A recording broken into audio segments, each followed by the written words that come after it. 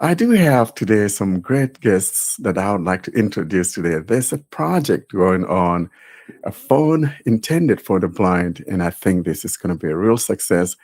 I have a couple people. I have Brendin and Sharon, but I'll let these guys introduce themselves and we'll talk about the project. Brendin, you want to start? Or actually, you know what? Welcome to RealSam Ladies Podcast. Don't bring first. AI. I think my wife is not going to give me dinner tonight. I'm not doing things the right way. So, how about we start first, though, with Sharon? Sharon, ladies first. How about you tell us about yourself and how come you're part of this project? Tell us about the project.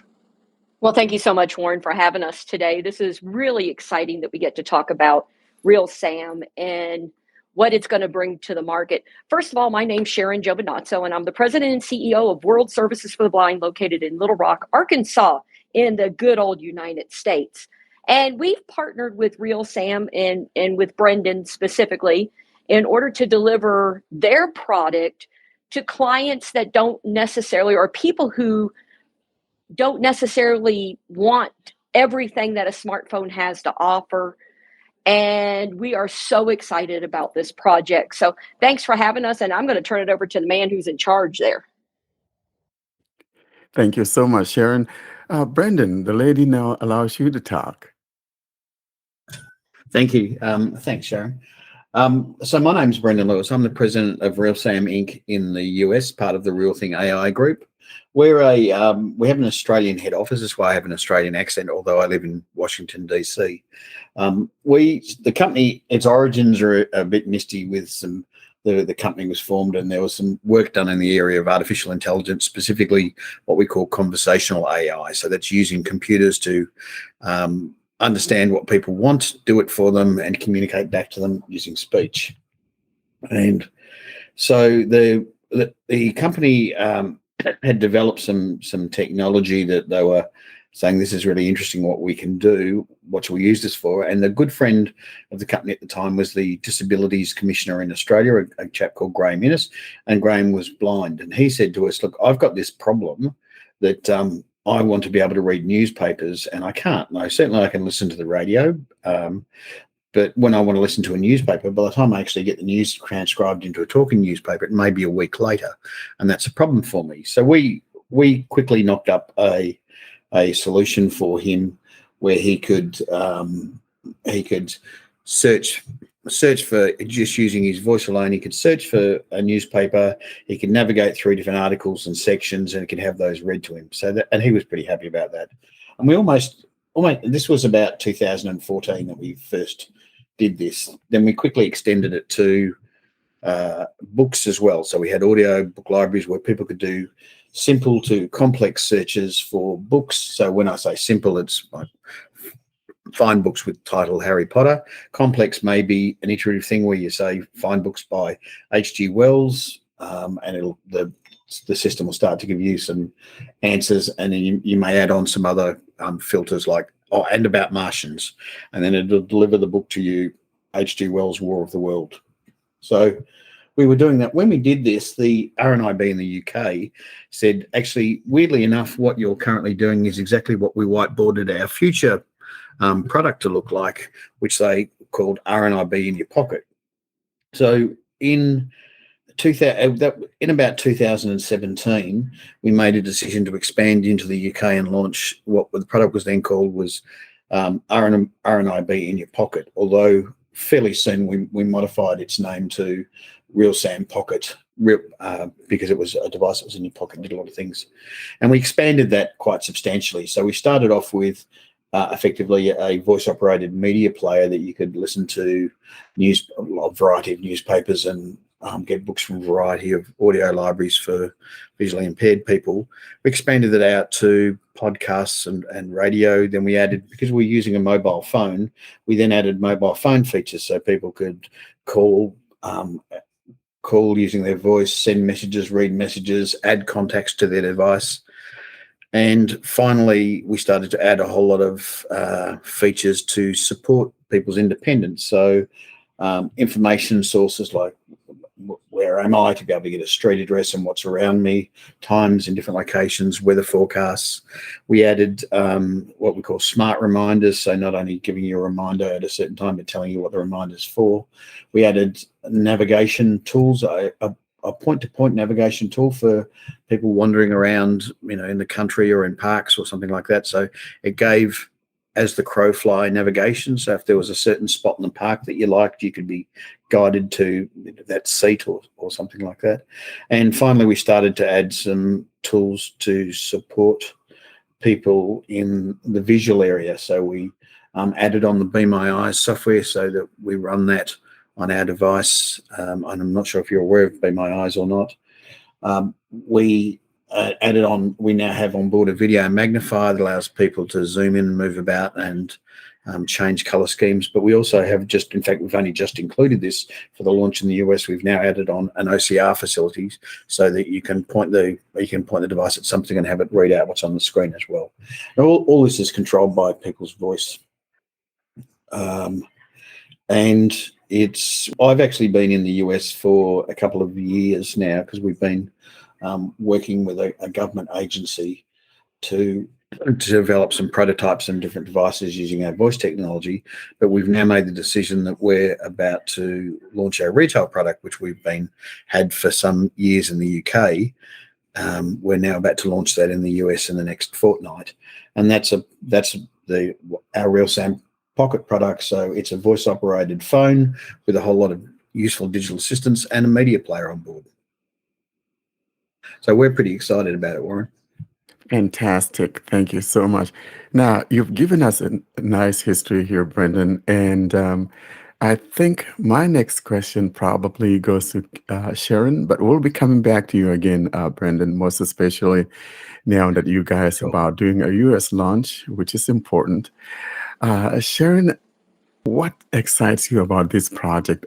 You're from the school there in Arkansas, and now it must be something special that actually made you guys to partner with these guys. What excites you about this project?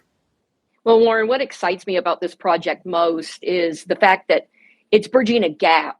A disability is only a disability when it keeps you from getting to where you need or what you need. So, lacking information, lacking resources, that's one of the things that, blindness is a disability if you can't get what you need.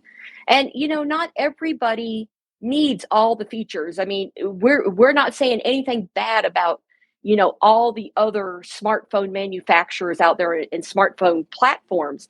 This is for the ones that they get it and they just literally get physically sick trying to learn how to use this, and they end up not using it. So what this does is this opens an entirely new world for an entire population, whether that be seniors or veterans or people with cognitive delays, that they can actually access information. They can become part of that world, and it's going to open up a whole new world. As you know, in the United States, we have a 70% unemployment rate among working age blind adults. And this is one of those ones that, until you take that first step, you don't know what the possibilities are. And until you access and you get really excited about a piece of technology that's given you back something that's been taken away from you or that you've never had, that's why we're excited about this, because there's an entire population out there that needs this. Absolutely beautiful. Now, Brendin, back to you. Now that you guys are jumping into the mobile world and that's producing a phone, were there any challenges that you guys had? I know that you guys have had other solutions for the blind, but now that you're jumping into the world of phones, tell us about that and what operating system that powers this device. Starting with the last question first, it's an Android device. We're launching on a Samsung A32 phone, so it's a 5G phone. It's unlocked it, so it'll work with any network. Though the user can't get to Android. We can still there's still backdoor entries into it, but the user can't get to Android, and that's because of our major challenge is designing seamless experiences for visually impaired people. So from a design point of view, we've failed if the user has to hand their handset over to anyone else and say, "Can you please help me? I don't know what's going on. So out of the box, the device will allow people to connect to Wi-Fi. You can stick SIM cards in it, and then you can read newspapers. You can read audio books. You can do this from the moment you turn it on. There's nothing to configure. Our challenges are around working with other technologies that don't necessarily have the same philosophy as us. So one of our big challenges is giving our users the ability to connect to Wi-Fi networks in public places where there is a separate login page that's required. So in a hotel, it may say that to be able to, there's free Wi-Fi here, but to be able to access the free Wi-Fi, you've got to sign up for an account with a non-accessible form. You've got to log in regularly. Those kind of things are the challenges that we have. And I'd love to say that we've solved them completely, but we haven't. They're continuing. We hit new environments all the time. There's also each of the telecommunication carriers networks they all have their own quirks and they do things. So we see things on occasion that are completely unexpected for us, and we have to deal with them. And most of the time when we come across these things, it's because one of our customers has a problem. It's not, our device isn't automatically signaling that something weird is going on. It's a customer ringing us and saying, I'm having an experience and I don't like this experience. Can you help me?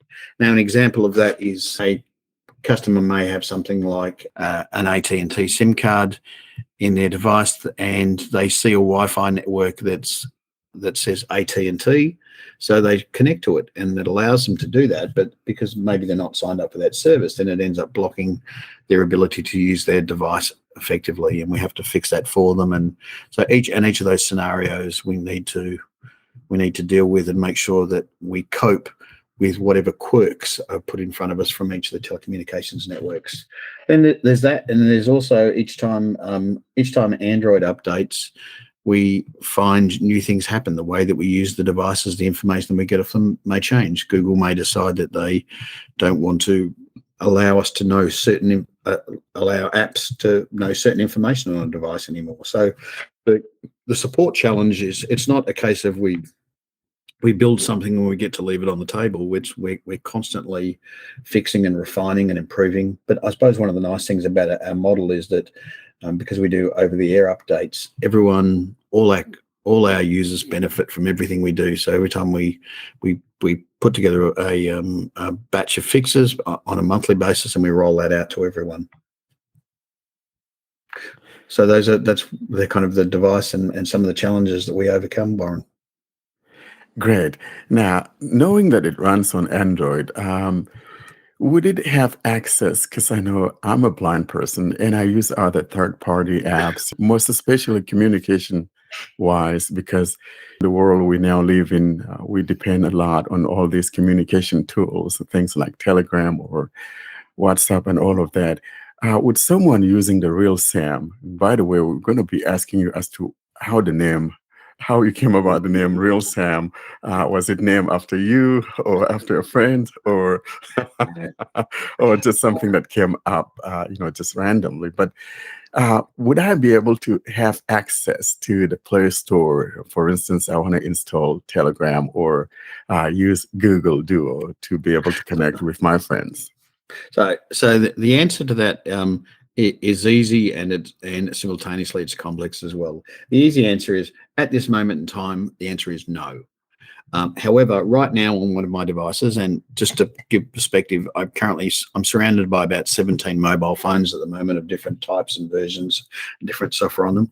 One of them has on it some new software we're testing, which we call Escape to Android, and it's not completely true, but what we allow is that users can have other applications on their device that we will allow them to use that device in a different mode. So although we restrict those, so things like Google Maps with TalkBack on it, and Gmail and Calendar and things like that, and calculators. We're not allowing it. We don't believe that we're going to allow open access to Play Store, and the reason that we're not going to is that each of the applications that people may potentially use, we have to test, because then it comes back from our point of view to that user experience. And we have to make sure that each of those apps, for starters, is well written and works the way it's supposed to. And specifically things around Bluetooth endlessly cause us headaches, where people use Bluetooth and they don't necessarily follow the standard, and they do things in strange ways. They take shortcuts and it causes problems. So each of those apps we're looking at, we're testing, we're deciding whether we'll allow people to have access to that. And that patch of changes will appear probably before June 30th, I'd suggest, where we've got it, we're making it work. We're now just saying, well, like, exactly how do we want the user experience for this to be as we select? And also, how do we want users to be able to nominate things that they want to be able to get access to? I think it's unlikely that we'll allow access to what I would call faddish apps, so something that will be popular for this year and then be gone again. But then longer term apps like Facebook Messenger, like WhatsApp, they're givens that they will be on the device. So does that answer that part of the question, Warren? It does answer my question. But so simple and complex. Yeah, well, so do you guys have something on there, for instance, okay, so someone here in the States, and that person happens to have a friend, say, in Australia or the UK, and of course we know that making regular phone calls is going to be costing an arm and a leg. Mhm. How would that person use the RealSam to communicate with someone there without the need of using their cell phone minutes? So, well, that they could be they could be using Messenger to communicate. At the moment, they would be using their cell phone minutes on their plan. But as I said, within 3 months, RealSam will have WhatsApp and Facebook Messenger on it as well. Great. That sounds good because, nowadays the world has become such a small world, and someone lives here and dating someone in Australia or dating someone in Mongolia, and you Yeah. can let that phone rest, right?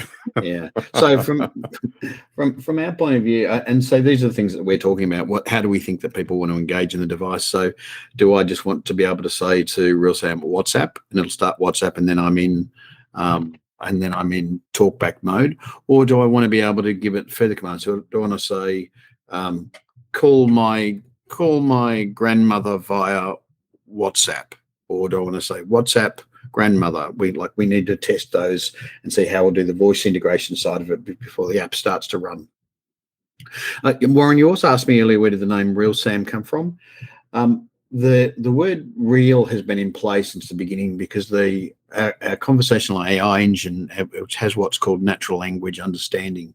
So it was like the theory is that we have a conversation like with a real person. You're not barking commands at the device, you're talking to it and you're asking it things like, can I do this, can I do that, can you find me books about something, and using natural language. So we call that real. In fact, the company, the parent company's original name was Real Thing Entertainment, Real Thing being our software and entertainment being the fact that we had a whole lot of media on it.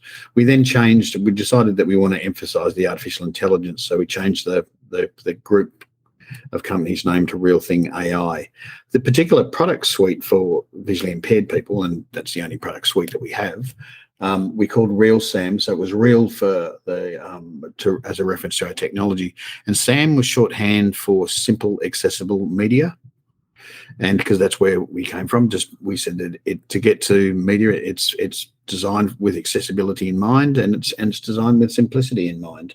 It also was a useful thing to say when you're talking to the device on occasion refers to itself as being Sam. So you can one of the other things that we've now got on our roadmap is, at the moment, to operate the device, you need to touch the talk button and then speak every time. We don't have to do that, though. We did that initially because we didn't want to be snooping on people all the time, and we wanted people to be able to save their battery, because always on listening is a bit more expensive on battery. But we've decided that should be a user decision, not ours. So also sometime this year, sometime between now and Christmas, we'll release the ability for RealSam users to be able to change modes so that they can tap and talk, or they can just initiate it by saying, something that'll be words like "Hey, Real Sam" or "Hey, Sam." Let's and then tell them what you want to do. So what about the launch of the device in Asia, Thanks, Austin. and what is the pricing of the device? Thanks, Austin. So the device with the hardware requires support, so it won't be launching in Asia just yet. The device is natively multilingual, so we do I have India on my radar, but it won't be this year. The outright price for lifetime support is $13.99 in the US, and that'll be launching in 2 weeks' time. To launch the device, we have to have lots of things in place, including all our support services and all up and ready to go. I'm also interested in hearing from Sharon, because Sharon and I have spoken, but we haven't spoken much on this, about the areas where you think that you can actually see quite specific needs right now, that there's kind of drilling down on those scenarios where you felt people would be excited. Where I think people will be the most excited is what absolutely sets RealSam apart. And that's the fact that you're going to listen to your users. You're going to walk from the beginning of the experience all the way to the end to make sure that they reach their highest levels that they want on that. And you're not just saying, this is what you're going to have. You're not just saying, this is what it is, there's nothing else. You're going to build on this. And, to address the earlier question too about, are we going to be able to download this? Are we going to be able to do that? And Brendin had said that there's going to be a backdoor entry into this to escape to Android. But when you think about that, is that you're talking about a different audience, but not necessarily. This sounds like this is very transitional to me. Just like me, when I lost my vision 21 years ago, as one success built on another, I was able to gain more and more independence. So as a person sees, wow, I can do this. I can read newspapers. I can message people. I can talk to people on the phone. I can find out how to dress today because I'm going to know what the weather is. That's what's exciting, is they're going to listen, and they're going to be there for support. And it's not going to be one of those ones where you just call a general line and they're like, all of a sudden they hear your device talking in the background. It's like, oh, well, that's what the problem is right there. You're blind, and that's what the problem is. That's not what this is going to be. This is thought about accessibility from the get-go. It's not a retrofit. If anything, it's a retrofit to be in blind with a sighted product, but accessibility out of the gate. And that's what's so exciting, is because this is going to open up the door for so many people. Terrific. Thanks, Sharon. So just describing the device for you, it's in fact, I've just picked up a tape measure. So it's a Samsung handset. It's 6.5 inches long by 3 inches wide. It's got an all glass screen with no button on it. It's what we have is what we call a touch area in the bottom. What we have is the bottom. It's just listening. It's just been listening to me because I've been touching it. The bottom quarter of the screen is what we call the touch area. So you touch it and tap. So we've got kind of three primary uses in mind. One is it stops people, it reconnects people into the communities, into their families, their friends. It improves their quality of life through media, and we're supporting people to be more independent. So things like whereabouts are you, Warren? What city were you in?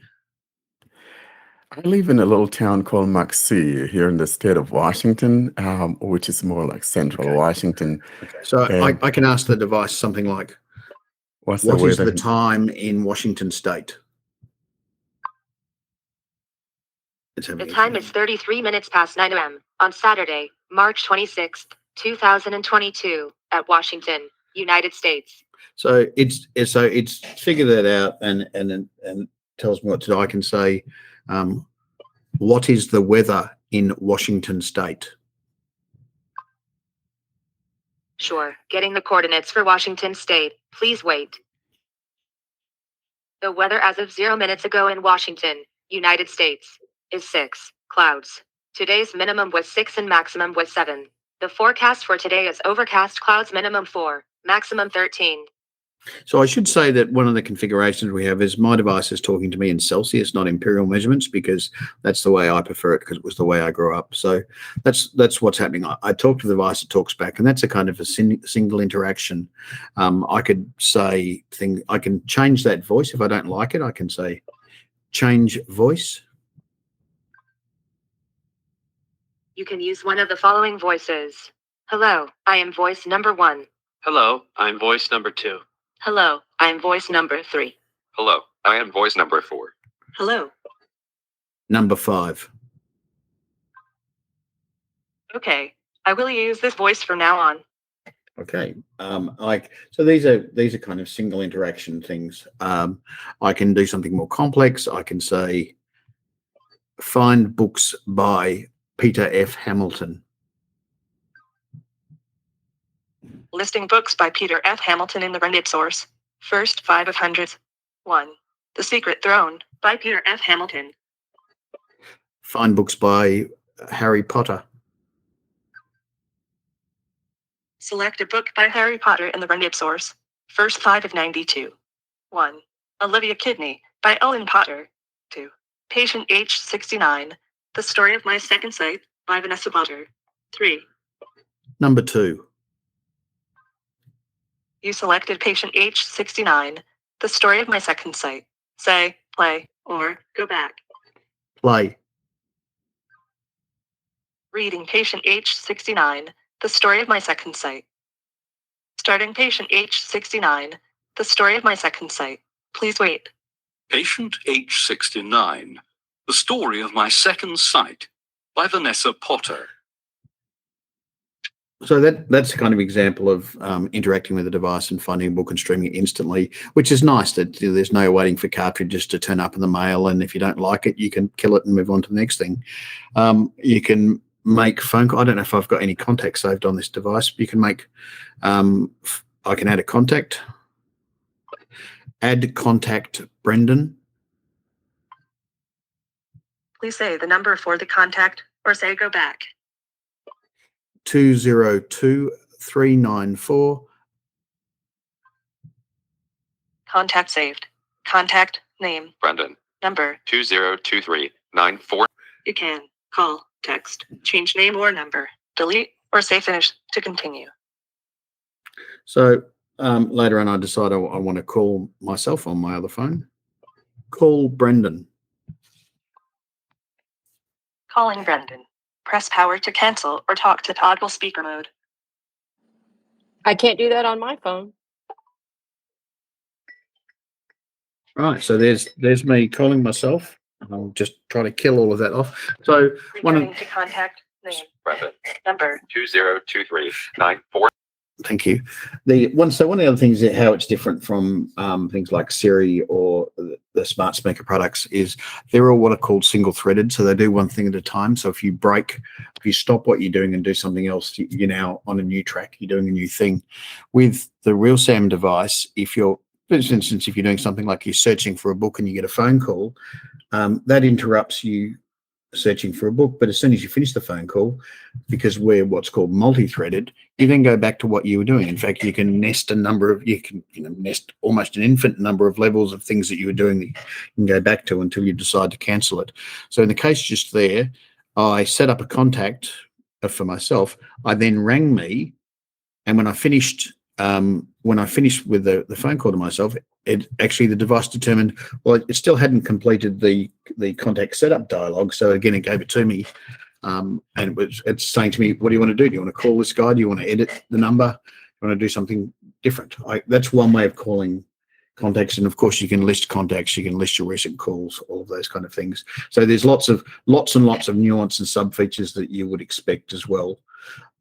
And on top of that, being able to add contacts by voice is something that's quite exciting, and it's fantastic that we can do that. But to be frank, adding lots and lots and lots of numbers by voice is a slow and tortuous solution. That's why each of the devices is also connected to a accessible web portal where you can add contacts in bulk. And you can also do cleverer things, like if you wanted to add a contact and you need to put some pound symbols and commas in there because it was a phone number for a Zoom call, you can do that via the web portal quite easily, and allow us to do other things with the device as well. So you and also family and friends can help you with the device if needs be.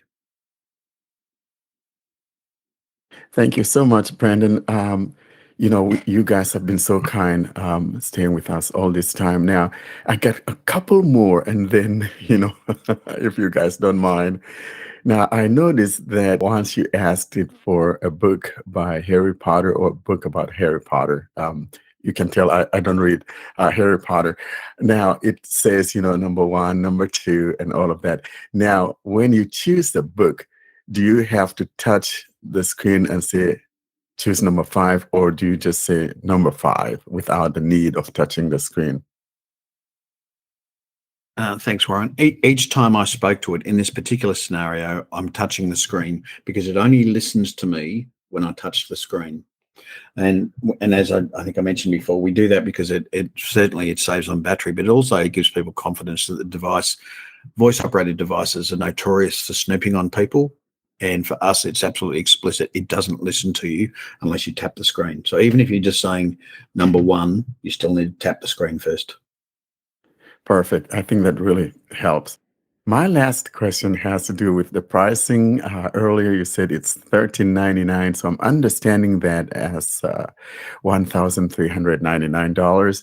Yes. And if that is true, would you guys maybe later on, you guys don't have to say that now, but would there be maybe like someone wants to buy it like on a payment plan or, something of that nature? A lot of blind people may not be able to get this in one shot. Would there be any portal for them to like pay monthly or whatever? How are you guys going to do with that? So there's a couple of ways I'll answer that question. Firstly, at launch, the way the way that we're selling the devices via our distributors, a variety of assistive technology distributors and partners around the US, and maybe something they wish to do to offer a finance package. We know that we eventually will. We sell the device. In the UK, we sell a device with financing in place. But the financing is dependent on you using the O2 Telefonica network, which is a solution that we can't go ahead with on the US, and we probably all in all didn't necessarily want to, mostly because we just didn't want to lock people into a network. But in the UK, Telefonica has quite a nice offering where they package it up together, and about 80% of customers buy it in that finance solution. So we know that we will go there. We're just not doing that at launch. My last question has to do with the pricing. Earlier, you said it's $13.99, so I'm understanding that as $1,399. Yes. And if that is true, would you guys maybe later on, you guys don't have to say that now, but would there be maybe like someone wants to buy it like on a payment plan or, something of that nature? A lot of blind people may not be able to get this in one shot. Would there be any portal for them to like pay monthly or whatever? How are you guys going to do with that? So there's a couple of ways I'll answer that question. Firstly, at launch, the way the way that we're selling the devices via our distributors, a variety of assistive technology distributors and partners around the US, and maybe something they wish to do to offer a finance package. We know that we eventually will. We sell the device. In the UK, we sell a device with financing in place, but the financing is dependent on you using the O2 Telefonica network, which is a solution that we can't go ahead with on the US, and we probably all in all didn't necessarily want to, mostly because we just didn't want to lock people into a network. But in the UK, Telefonica has quite a nice offering where they package it up together, and about 80% of customers buy it in that finance solution. So we know that we will go there. We're just not doing that at launch. One of the beauties of here in the United States for people who have if you have an open vocational rehabilitation case and you're using this for work, this might be one of those things that you can get that finance through that, not necessarily a monthly plan, but for the device itself. If you're a veteran and you have a case with your VIST or your visually impaired services team through the Veterans Administration Hospital, there's many, many routes out there that can help people who are blind in order to secure this product. There's also, there is an assistive technology loan program out there. I don't know the details on it, but I'm sure that we can find that out and send that over to you. So, I mean, there are options other than it just coming out of pocket. And, you know, one of those things is that you don't know what you don't know until you start asking. And that's one of the things that we all do is we all try to put the resources together. And I was saying that was my last question, but then I have to ask one last question. So given the fact that this thing you guys started like a media device before you branched into phones, my assumption then that it has a lot of features, you know, from book readers to navigation, like you indicated earlier. Yeah. What are some of the other items that one would be looking for in here besides things like, hey, read my newspaper, or I want to browse Amazon, or, you know, something like that? What are some of these other features that you guys have? Well, so there are lots of we call them actually talents, and we call them talents because it helps us with language when we're talking about our app running on an app, or a feature and then sub features, and we find ourselves get tangled up. So generally we call the different capabilities of the device have as talents, and our talents are complex as well. So there's things like when you're reading, you're streaming a book, you can place one or more bookmarks in a book, and you name your bookmarks, and then so you can say, here's an interesting bit, or maybe it's a text that you're reading for school, and there's different reference points that you want to put throughout the book. So you can have lots of bookmarks. We can also have one or more bookshelves. So you could have, I like comedy, I like science fiction, and here's books that I'm using for school, or management books, non-fiction books. So I can have one or more bookshelves. I can add all my books into there. So we have those kind of features, and the same thing for podcasts and newspapers and radios. There's lots of different sub features. We also have lots of content sources. So, and when we add content sources, users don't need to do anything. They just simply appear that this is now a new library that you can access. So if you say list libraries at the moment, it'll give you a handful of libraries that you can work with. I would expect within a month, I will have another maybe 5 libraries available in the US that we're working on at the moment.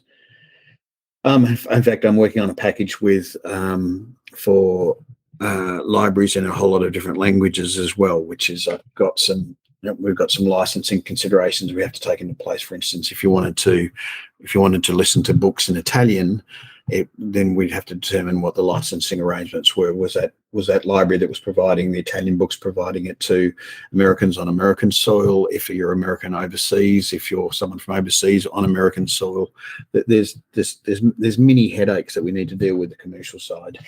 But the features, the features that we had, I've gone through most of them. I think with like the magnifiers and Be My Eyes, which I think is a fantastic tool. We also have the ability to put other things on as well. So as part of this, what we call Escape to Android, we're also looking at putting on you can connect to hearing aids via Bluetooth, but we're also looking at putting the hearing aid apps on the device for the major hearing aid providers. The hearing aids that the VA prefers and things like that will have those apps natively on board, so people can optimize their hearing. Because our target audience is really people who have lost their sight through aging, and that's where our sweet spot is. We're trying to make the device work as well as we can possibly for them. So if they have a hearing impairment as well, how do we optimize for that? Things that are interesting to them. There's not much point putting global news services on a device or just global news services on a device if people just as equally want local news. They want to know what's happening on the other side of the planet, but they also want to know what's happening at number 27 down the road, that kind of thing. We also have, one of the things I haven't talked about is we have a community information service, which will allow our partners to build up information for both regions and for organisations. So you could say we call that particular talent "Tell Me About." So if I said "Tell me about Arkansas," the device will be able to respond with, I've got a number of things about Arkansas. The capital of Arkansas is blah. There's some information on World Services for the Blind. If you select that, you can, in fact, like a pyramid structure of information that you can drill down on. So all Sharon's content for the World Services for the Blind, anything that's appropriate and suitable, we can actually bring onto the device so that people can find out about things. And that's not just, you could ask it about, tell me about World Services for the Blind, and you get that information, but you could also say, tell me about Arkansas, and it would give World Services for the Blind as one of the options. So that's very nascent for us, but it's something that we're quite excited about because it allows us to reach out and truly partner with other organisations rather than having from our side of the table just a commercial relationship. We want to have much more than that, because at the end of the day, we want to do good in the community as well. So. So if people say, if I'm going to go to Arkansas, I want to know that the capital is Little Rock and the World Services of the Blind are there. And if I drill down further, I can find out that Sharon's the CEO, those kind of things. And I can find out where the podcast is and then subscribe to the podcast. So the entry point for subscribing to the podcast can be via the Tell Me About talent rather than just asking about podcasts. Now, before we bring it to a close, I am really thankful to you guys. And gosh, you couldn't have asked for a better person to be a partner than Sharon. I like that passion that Sharon has. No wonder, Sharon, you are the CEO of that place that you're at. And frankly, I really like your passion that you bring to this project. And Brendin, Brendin, how do people contact you? How do people find out more about this project? I know we're going to be putting you guys' website or address in our show notes, but could you verbally tell people how they could access where you guys are located? Absolutely. So, and look, we're incredibly happy to have Sharon and World Services of the Blind. I've always found Sharon to be incredibly passionate, so we're excited about that. So the easiest way is to go to our website. We just register our details on our website if you like, and we'll send information. We're not in the business of heavily spamming people. We're in the business of letting people have information. So you could do that there. You could also contact us. So our website address is www.realsam.us. So RealSam is one word, RealSam.us. Or you could call us on our phone number 202-738-1760. That's 202-738-1760. Great. Sharon, do you have any last comments before we just can't close without hearing from you, Sharon? Gee, thanks, Warren. I get so excited about projects like this, but this is probably one of the most exciting one that I've seen in a number of years. And we're excited to roll this out and to be a partner with RealSam, because I know it's going to open the door for so many people. I can't imagine being where I am if it wasn't for people who was committed to the field of visual impairment the way that this company is. So I appreciate you guys, and I appreciate you giving us the platform. And if anybody who's out there listening in podcast land, you can look us up as well at wsblind.org. So thank you so much, Warren and Austin. Thank you so much, guys, for coming. Brendin, thank you so much. Appreciate Thanks, you guys. Warren.